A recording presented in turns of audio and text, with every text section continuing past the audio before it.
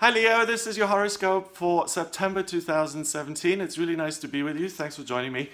It is Mercury retrograde, so I'm changing around all the formats of my videos. Let me know what you think of this, whether you prefer me sitting in my little office or here. I think the sound is going to be better. Now, in September, the first thing that you need to know is that Uranus, the planet of rebellion and eccentricity, that sits in your 9th house of travel and growth and expansion. And it forms a harmonious relationship with Mars, which is the archetypal male principle. It forms a trine with Mars, and Mars sits in your 1st house of self. And that relationship stays in place until the 11th of September.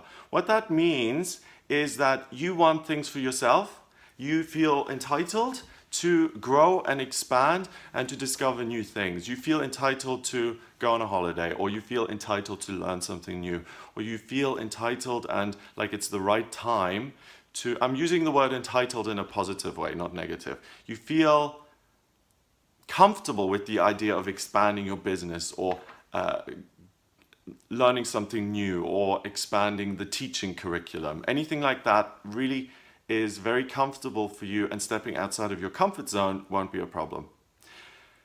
Mercury moves into Leo from Virgo on the 1st of September, and it moves into your 1st house. So because Mercury is in retrograde, it appears to be moving backwards, and it moves backwards from Virgo into Leo, into your sign. So despite the fact that Mercury is in retrograde until the 5th, it being in your sign really works well. So you'll be able to communicate with yourself, but just make sure, and by communicating with yourself, I just mean that you have a greater understanding of who you are as an individual. If you know yourself, that is so important. And you'll be able to do that here with this retrograde. Just watch out that it is in retrograde until the 5th. So even if you're communicating with yourself and you decide that, okay, I am this type of person, like the type of person who, let's say, values career and money and doesn't value family, for instance. Be careful around making these big life decisions, because it is a retrograde and sometimes what we think is correct really isn't. So it energizes you, it allows you to speak well, but in terms of personal understanding and insight, just be a little bit careful, because you could gallop down the wrong way and just misunderstand yourself even. Venus is in Leo until the 20th in your 1st house as well, and then it moves into Virgo in your 2nd house. Okay, that's interesting. So we've got Mars, the archetypal male principle, in your 1st house, in your sign of Leo, and then we have Venus, the archetypal female principle, in your sign of Leo. So this is an amazing month for you. It's almost like a rebirth. You take Mars and Venus together and you create new life. And the fact that they sit in your 1st house of self is that there's a rebirth in terms of your personality.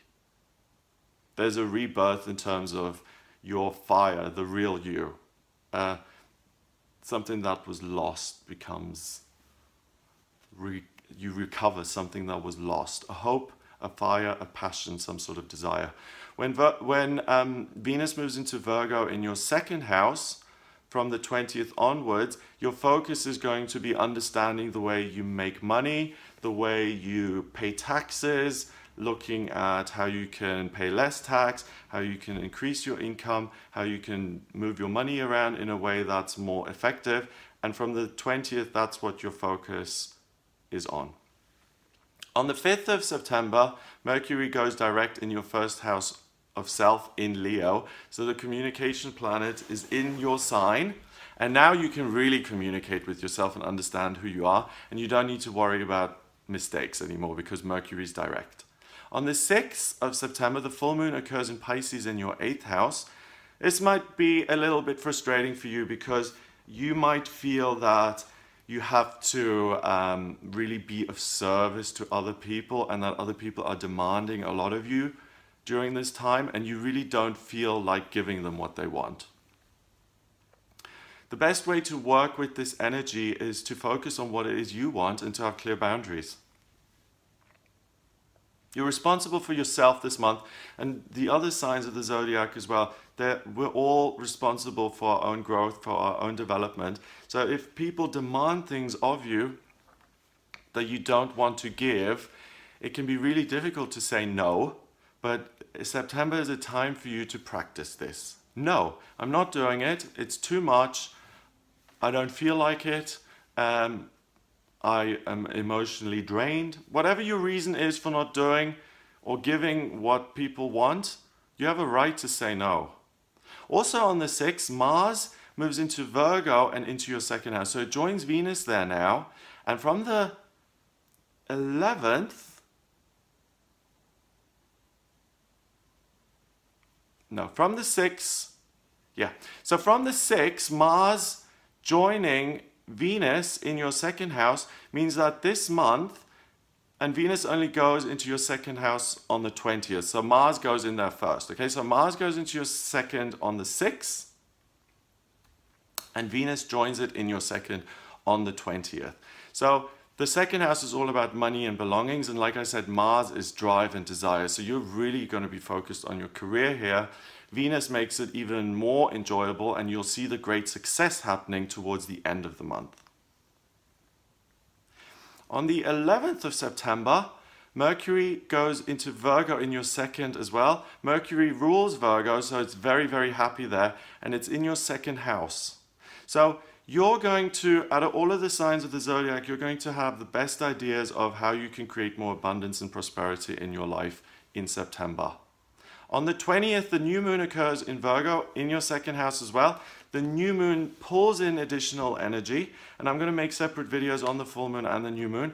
But when it comes, you're like the money whisperer. You understand finance, abundance. You understand how to create an additional income for yourself if you want an additional income. Finally, on the 30th of September, Mercury moves into Libra, and that is in your third house. So Mercury's been all over the place because it was in retrograde and now it changes a lot.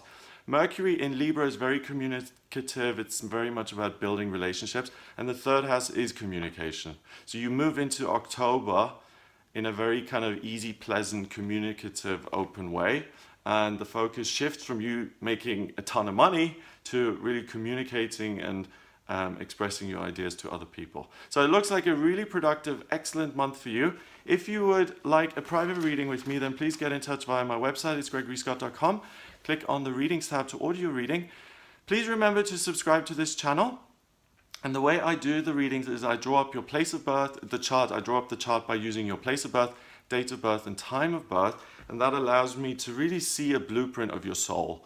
It shows me what your vocational aptitudes are, what your soul mission is, what your strengths and weaknesses are, what's coming up for you in future. If I look at the predictive astrology, what's coming up in your love life, in your career, family, health, anything you're interested in, we can look at that.